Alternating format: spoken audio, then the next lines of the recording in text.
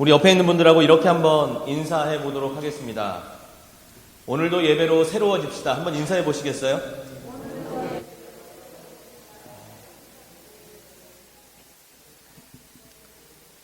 예, 여러분 오늘도 예배로 새로워지기를 원하십니까? 예. 그러면 오늘 예배 가운데 하나님이 주시는 새로움이 또 새로움을 향한 우리들의 소망과 기대가 넘치는 그런 예배가 되기를 다시 한번 소망해 봅니다. 얼마 전에 저희 집에 몬트리올에 살고 있는 후배 가정이 방문을 했습니다. 참으로 오랜만에 만난 터라서 밤 늦게까지 그동안 못다 했던 이야기들을 함께 나누는 시간을 가졌습니다. 그리고 그동안 후배의 삶 가운데 있었던 어려운 일들, 또 그가 겪고 있는 그 어려움을 어떻게 통과했는지, 그리고 그 어려움을 통해서 새롭게 만난 하나님에 대한 이야기를 함께 이어가고 있었습니다. 그러던 중에 마지막에 그 후배가 제 마음에 남는 그런 한마디를 했는데요. 그 말이 바로 이런 이야기였습니다. 선배님, 제가 참 힘들고 어려울 때 예배가 제일 기다려지더라고요. 예배를 드릴 때마다 하나님께서 제게 답을 주시는 그런 느낌이었어요. 지나고 보니 새롭게 깨달아진 것 중에 하나가 있다면 모든 인생의 답이 예배 안에 다 있더라고요. 저는 이 후배의 말 중에 예배 안에 답이 있다, 이 예배 안에 모든 답이 있다라고 하는 이 한마디가 제 마음속에 큰 의미로 다가왔습니다. 우리도 그런 고백들을 하죠. 예배 안에 길이 있고, 예배 안에 희망이 있고, 예배 안에 치유가 있고, 회복이 있고, 새로워질 수 있는 능력이 있고, 우리가 겪고 있는 모든 어려움에 대한 답이 있다고 믿고 있습니다. 그렇다면, 이것을 믿는다면 지금 우리가 함께 드리는, 그리고 내가 하나님께 드리는 이 예배는 어떤 예배, 어떤 마음, 어떤 태도로 드리고 있는가에 대한 제 스스로의 질문을 던지게 된 것입니다. 여러분은 어떻게 생각하십니까? 예배 안에 모든 답이 있다고 하는 이 말에 동의하십니까? 그렇다면 우리가 예배가 무엇이고 그리고 어떤 예배를 드려야 하는가에 대한 질문과 그리고 그 질문에 대한 대답이 우리 안에 있어야 한다는 것입니다. 예배가 무엇입니까? 예배를 저는 이렇게 한번 정리해 보았습니다. 예배란 하나님의 하나님 되심을 선언하고 선포하는 의식이다. 하나님의 하나님 되심을 선언하고 선포하는 의식. 그렇다면 이 문장 안에서 두 가지의 질문을 또 한번 던져볼 수 있는데요. 과연 어떤 것이 하나님의 하나님 되심입니까? 우리가 무엇으로 하나님의 하나님 되심을 이룰 수 있습니까? 그리고 그것을 선언하고 선포하는 것은 어떻게 하는 것입니까? 이 질문에 대해서 작은 의미로 국한시켜서 생각해 보면 나에게 하나님의 하나님 되심이라고 하는 것은 하나님의 나의 삶을 인도하시는 왕이시고 목자시고 내 삶을 주관하시는 주권자시고 나를 죽음에서 생명으로 건져주신 구원자이심을 인정하는 것이죠. 그리고 그것을 믿음으로 고백하는 것입니다. 그리고 이것을 좀 더 광의적으로 해석하자면 이처럼 내 삶에 역사하신 이 하나님이, 역사를 베푸신 하나님이 나의 하나님일 뿐만 아니라 이 세계의 하나님, 이 세상의 하나님, 이 인류의 하나님, 모든 사람들의 하나님, 그 만유의 주이심을 인정하는 것, 그리고 그것에 대해서 선포하고 감사하고 경배하는 것, 그것이 바로 예배라고 하는 것입니다. 그래서 예배의 주인은 하나님이셔야 합니다. 예배의 중심도 하나님이 되셔야 되고요. 예배의 시작과 끝은 하나님으로 시작해서 하나님께만 집중되어야 한다는 그런 말씀입니다. 지금 제가 드린 말씀과 서두에 말씀드린 후배의 이야기를 접목해 보자면 예배 안에 모든 답이 있다라고 하는 이 말의 의미는 지금 우리가 놓여진 상황과 조건에 상관없이 우리가 먼저 하나님을 찬양하고 하나님을 먼저 경배하고 그리고 하나님께 먼저 나아와서 구한다면, 하나님께 집중한다면 오히려 하나님은 우리가 당하는 고난과 어려움과 아픔들을 헤쳐나갈 수 있는 능력, 힘, 그리고 모든 것이 하나님으로부터 온다고 하는 것을 깨닫게 해 주실 거라고 하는 것이죠. 뿐만 아니라 이 어려움을 감당해내고 극복해내고 해결할 수 있는 능력이 나에게 있는 것이 아니라 하나님께 있음을 고백하는 그러한 마음으로 나아갈 수 있다고 하는 것입니다. 오늘도 우리는 함께 모여 하나님께 예배를 드리고 있습니다. 다시 한번 말씀드리지만 이 시간, 이 예배가 나에게 집중되는 예배, 내가 중심이 되는 예배가 아니라 오로지 하나님께 집중하고 하나님이 하나님 되시는 그러한 예배가 되어야 함을 우리가 다시 한번 기억해야 하는 것입니다. 오늘 시편 우리가 읽은 96편에서는 이 시편 기자가 예배를 통해서 우리가 얻을 수 있는 능력에 대해서 찬양하고 노래하고 있습니다. 궁극적으로 예배를 통해서 이런 능력을 주시는 분이 하나님이심을 인정하고 그 하나님을 찬양하고 있다고 하는 것이죠. 우리 시편 96편 1절 한번 보실까요? 시편 96편 1절입니다. 같이 한번 우리 1절 말씀 함께 마음으로 하나님께 합독합니다. 96편 1절입니다. 함께 합독합니다. 새 노래로 여호와께 노래하라. 온 땅이여 여호와께 노래할지어다. 여러분, 새 노래로 여호와께 노래하라고 말씀하고 있어요. 이 말씀에서 의미하는 새 노래란 무엇입니까? 새 노래란 어떤 노래를 의미하는 것일까요? 그리고 어떤 사람이 새로운 노래를 부를 수 있는 사람입니까? 하나님 앞에서 새롭게 되어진 사람들, 하나님을 통해서 새로운 인생을 살아가는 사람들, 여러분, 이런 사람들이 부르는 찬양과 노래가 하나님 앞에 새 노래, 새로운 노래, 찬양이라고 하는 의미입니다. 하나님 앞에 새로워진 사람들, 어떤 사람이 하나님 앞에 새로워진 사람일까요? 오늘 우리가 이곳에서 예배를 잘 드리고 우리 마음속으로 이제 다짐합니다. 내일부터 새로운 사람이 되어야지. 내일부터 하나님 앞에서 새로운 인생을 살아야지. 여러분, 우리가 그렇다고 해서 내일부터 당장 새로운 인생을 살아갈 수 있을까요? 물론 그러신 분도 있을지 모르겠지만 우리의 다짐, 우리의 열망, 우리의 소망이 늘 하나님 앞에 새로운 인격, 새로운 삶, 새로운 마음으로 살아가기를 소망해야 한다는 그러한 말씀입니다. 이 사실을 잊지 않고 이 하나님 앞에 늘 새로워지기를 열망하는 소망의 마음을 잊지 않고 살아가는 사람들, 어느 순간 되돌아보니까 하나님께서 나를 예전보다는 좀 더 새로운 사람, 좀 더 새로운 삶으로 인도해 내심을 감사하며 살아갈 수 있는 사람. 여러분, 이런 사람들이 바로 새로운 노래를 부를 수 있는 사람이라고 하는 것입니다. 성경에는 늘 깨어있으라는 말씀이 있습니다. 늘 깨어있으라는 말씀은 늘 새로워지기를 힘쓰라고 하는 그러한 의미라고 하는 것이에요. 방금 말씀드린 것처럼 나의 소망이, 나의 삶의 방향이, 그리고 내 안에 있는 성품과 인격이 날마다 그리스도를 소망하고 열망하고 닮아가기를 깨어있으라고 하는 그러한 말씀인 것이죠. 그래서 고린도후서 4장 16절에는요. 그러므로 우리가 낙심하지 아니하노니 겉사람은 후패하나 우리의 속은 날로 새롭도다. 하나님 앞에 이러한 소망을 두고 살아간다면 우리의 속사람이 날마다 새로워질 수 있다고 하는 그러한 의미의 말씀인 것입니다. 뿐만 아니라 고린도후서 5장 17절의 말씀은요. 누구든지 그리스도 안에 있으면 새로운 피조물이라.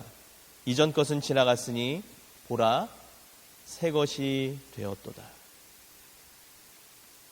날마다 하나님을 소망하고 하나님께서 주시는 새로움을 소망한다면 어느샌가 어느 순간인가 우리들의 삶 속에 하나님이 주시는 새로움을 통해 새로운 모습으로 새로운 찬양을 부를 수 있는 사람들이 될 수 있다고 하는 것이죠. 그리고 그 가장 중요한 핵심에 우리가 오늘처럼 모여서 함께 드리는 이 예배가 있다고 하는 것입니다. 이 예배 가운데 정말 하나님 안에서 새로워지기를 열망하는, 새로운 삶을 열망하는, 새로운 인격을 열망하는 그러한 마음으로 우리가 하나님께 예배해야 한다고 하는 것이에요. 다시 한번 우리들의 예배를 생각해 봅니다. 지금 우리들이 드리는 예배는 하나님 앞에서 얼마나 새로워지기를 소망하고 있는지, 얼마나 새로움의 소망으로 하나님을 예배하고 있는지, 얼마나 새로움의 마음으로 하나님을 기대하고 있는지. 언젠가 한번 말씀드렸지만 이런 의미에서 보자면 우리의 예배는, 우리가 정말 새로움의 예배, 새로움의 삶을 지향하는 예배를 원한다면 지금보다는 하나님 앞에 더 치열하게 드려야 한다고 하는 것이에요. 여러분이 치열이라고 하는 단어를 다르게 이야기하면 집중이라고 표현하고 싶습니다. 지금 우리가 드리는 예배의 모습 속에 더 하나님께 집중하는 모습이 있어야 한다고 하는 의미예요. 오늘 우리가 두 개의 본문을 읽었는데요. 시편의 본문 외에 역대상 15장의 말씀을 읽었습니다. 이 역대상 15장의 말씀은 이스라엘 백성들이 전쟁을 통해서 하나님의 임재를 상징하는 법궤를 블레셋에게 빼앗기게 됩니다. 법궤라고 하는 것은 말씀드린 대로 하나님이 내가 너와 함께 한다고 하는 것을 상징적으로 보여주시는 그러한 의미였어요. 그래서 그 법궤 안에는 세 가지의 물건이 들어있었는데요. 하나는 하나님께서 이스라엘 백성에게 주신 그 율법이 적혀있던 십계명이 들어있었고요. 또 하나는 하나님이 내가 너희를 먹이는 그러한 아버지 되는 하나님이다라고 하는 것을 의미하는 만나가 들어있었고요. 또 한 가지는 내가 너희에게 권위자를 두어서 너희를 늘 새로움으로 인도해낸다라고 하는 그것을 상징하는 아론의 쌍난 지팡이, 이렇게 세 가지의 물건들이 들어있었습니다. 다시 말씀드려서 하나님이 통치하시고 다스리시고 함께하시고 인도하시는 하나님의 함께하심과 돌보심과 하나님의 임재를 상징하는 성물이 바로 법궤라고 하는 것이었어요. 그런데 이스라엘 백성이 전쟁을 통해 이것을 잃어버렸습니다. 그리고 그것을 다시 찾아오는 과정에 있어서 그 당시 성소가 있었던 실로라고 하는 곳으로 그 법궤를 가져가야 했는데 그곳으로 가져오지 못하고 기랏 여아림이라고 하는 곳으로 그것을 보내게 됩니다. 그리고 아비나답이라고 하는 사람 집에서 20여 년 동안 법궤가 그곳에 머물러 있게 돼요. 일종의 방치였습니다. 이 법궤를 제대로 가져오지 못한 것에 대한 그 당시 왕이었던 다윗의 마음은 늘 불편했어요. 그래서 그 다윗이 성을 짓고 법궤를 다시 다윗성으로 가져오려고 하죠. 그런데 처음 그 법궤를 옮겨올 때 하나님께서 원하시는 방법대로 하지 않았기 때문에 다시 오벳 에돔이라고 하는 사람 집에서 그 법궤가 3개월을 머물러 있게 됩니다. 그리고 드디어 오늘 이 본문에 있는 것처럼 이 법궤를 다윗의 성으로 가져오게 된 것이에요. 다윗의 마음이 기뻤습니다. 그래서 그 법궤가 들어오는 것을 보고 오늘 성경은 다윗이 기쁨으로 춤을 췄다고 이야기하고 있습니다. 이 말씀이 동일하게 기록되어진 것이 사무엘하 6장 14절인데요. 사무엘하 6장 14절에는 이렇게 기록되어져 있습니다. 다윗이 여호와 앞에서 힘을 다하여 춤을 추는데 그때 왜 다윗이 배 에봇을 입었더라. 다윗이 여호와 앞에서 힘을 다하여 춤을 추는데 그때 다윗이 배 에봇을 입었더라. 여러분, 여기서 주목해야 할 단어가 있다면 우리는 대부분 다윗이 춤을 췄다고 하는 것에 주목하지만 그 앞부분에 있는 힘을 다하여라고 하는 단어라고 하는 것이에요.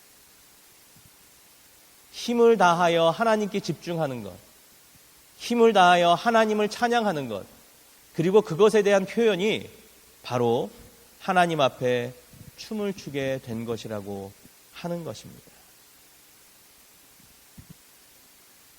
춤을 추는 예배 이전에 힘을 다하는 예배, 힘을 다해 하나님께 집중하는 예배, 하나님 앞에 모든 것을 가지고 나아오는 예배, 여러분, 이것이 바로 예배의 치열함이라고 하는 것입니다. 주일날 우리가 한번 교회에 와서 그냥 의자에 앉아서 편한 이야기, 듣기 좋은 이야기를 듣고, 그리고 작은 마음의 기쁨과 나름대로의 치유와 참 좋다라고 하는 그러한 것에서 끝나는 예배를 의미하는 것이 아니에요. 그 이상의 예배를 오늘 말씀이 우리에게 도전하고 있다고 하는 것이에요. 치열하게 하나님께 다가가고 힘을 다해 하나님을 찾으며 더 간절하고 더 전심으로 하나님의 은혜와 용서와 사랑과 능력, 그리고 간절한 회복을 구하는 것, 그것이 바로 우리가 추구하고 드려야 할 예배라고 말씀하고 있는 것입니다. 예전에 저희 교회 성도님들께는 한번 말씀드렸는데요, 구약시대의 예배의 모습을 보면 이 치열함이 그대로 드러나 있습니다. 여러분, 하나님께 구약시대의 예배를 드릴 때마다 그들은 순결한 동물을 잡아서 하나님께 예배를 드렸습니다. 한번 상상해 보세요. 여러분이 그 예배 현장 가운데 있다고 한번 상상을 해보세요. 동물을 내가 눈앞에 보이는 곳에서 잡아서 드리는 그 예배를 말입니다. 우선 수백 마리의 동물 중에서 흠이 없고 순결한 동물을 골라내는 일을 해야 했습니다. 그리고 그 골라내는 작업, 그 시간 속에서 하나님 앞에 어떤 예배를 드려야 할까에 대한 예배의 묵상이 계속적으로 있게 되었다고 하는 것이에요. 뿐만 아니라 그들 가운데서 이제 동물을 제사장이 잡기 시작합니다. 지금처럼 좋은 도구가 있었던 것도 아니었고요. 그들이 그 당시에 사용했던 그런 연장들로 동물을 잡습니다. 동물을 잡을 때 그 동물엔 피가 사방으로 튀게 될 것이고요. 동물을 잡는 제사장의 몸은 그 동물의 피로 얼룩지게 될 것입니다. 그곳에 모인 예배자들은요, 그 피를 눈으로 보았고요. 그리고 동물이 죽어가는 소리를 귀로 들었고요. 그리고 동물이 드려지는 그 흠양, 되어지는 냄새를 후각으로 느낄 수 있었습니다. 동물을 죽이는 치열함, 동물을 잡는 치열함, 그 치열함을 통해서 모든 감각으로 하나님을 경험했을 때 그들에게 찾아온 것이 비로소 속죄의 은혜, 속죄의 감사, 그리고 속죄를 통한 자유함과 기쁨이었다고 하는 것입니다. 그리고 그 안에서 누리는 그 기쁨과 은혜는 세상 어디에서도 얻을 수 없는 그러한 기쁨과 은혜였다고 하는 것이죠.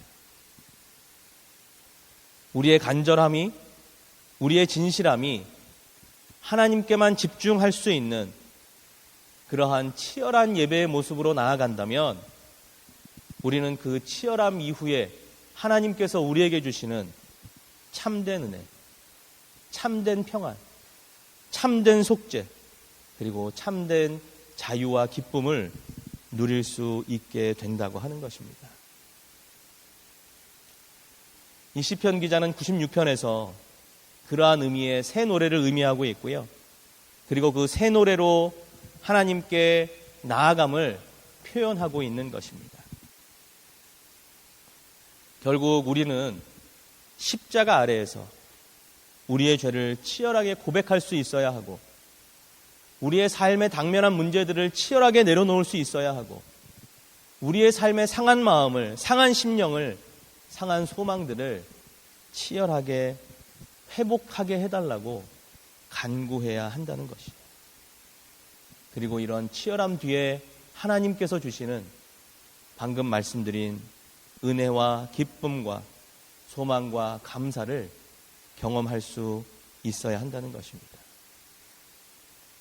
이러한 예배가 능력 있는 예배고, 이러한 예배가 우리들의 삶에 새로운 노래를 찬양할 수 있는 그러한 새로운 삶으로 인도해내는 예배가 될 수 있다고 하는 것이죠.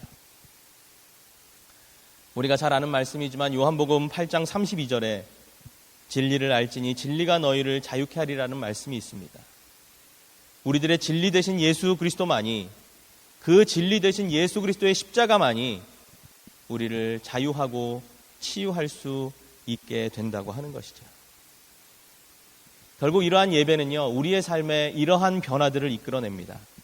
오늘 본문 2절과 3절 말씀입니다. 우리 96편 2절 3절 같이 한번 읽도록 하겠습니다. 시편 96편 2절과 3절 말씀입니다. 같이 한번 읽습니다. 여호와께 노래하여 그의 이름을 송축하며 그의 구원을 날마다 전파할지어다. 그의 영광을 백성들 가운데에, 그의 기이한 행적을 만민 가운데에 선포할지어다. 2절의 핵심적인 단어는 전파라고 하는 단어고요.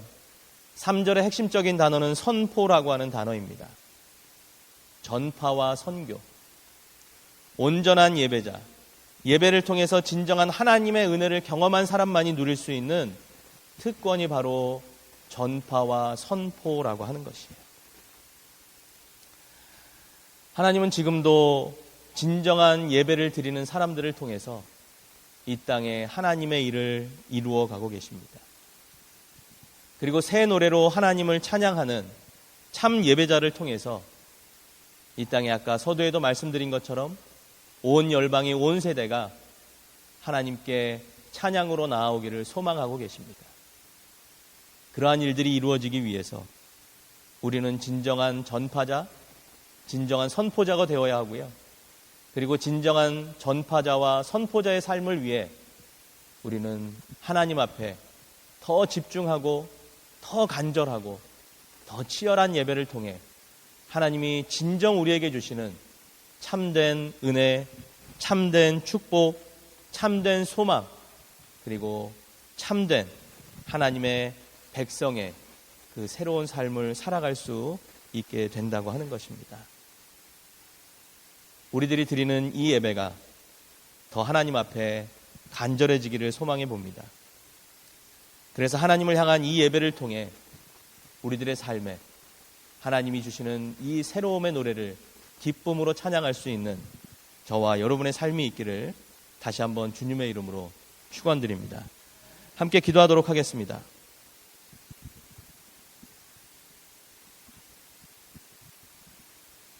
우리 이 시간에 이렇게 한번 기도했으면 좋겠습니다. 하나님, 내 마음의 간절함으로 주님 앞에 나오는 자가 되게 하시옵소서. 내 삶에서 경험하는 모든 아픔과 어려움과 문제들이 있다면 그 능력과 위로와 새로움과 답을 예배를 통해 찾게 하시옵소서. 진정한 예배를 하나님께 드림을 통해 이 땅에 하나님이 사용하시는 진정한 선포자, 진정한 전파자의 삶을 살게 하시옵소서. 우리 그렇게 한번 함께 기도하는 시간 갖도록 하겠습니다. 함께 기도합니다.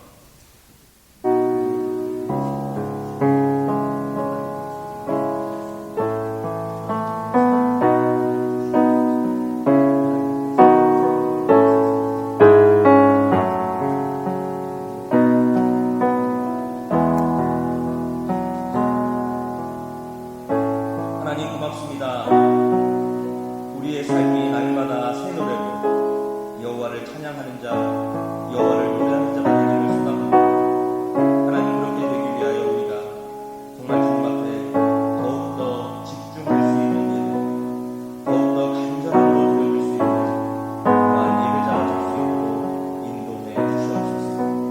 그 간절함 위에 우리에게 주시는 진정한 평안, 진정한 은혜, 진정한 축복과 감사를 누리는 우리들이 되게 하셔서 그 은혜와 감사의 마음으로 온 열방 가운데 선포하고 전파하는 복된 주님의 일꾼들로 살아가도록 축복해 주시옵소서. 감사합니다. 주님, 예수님의 이름으로 간절히 기도하옵나이다.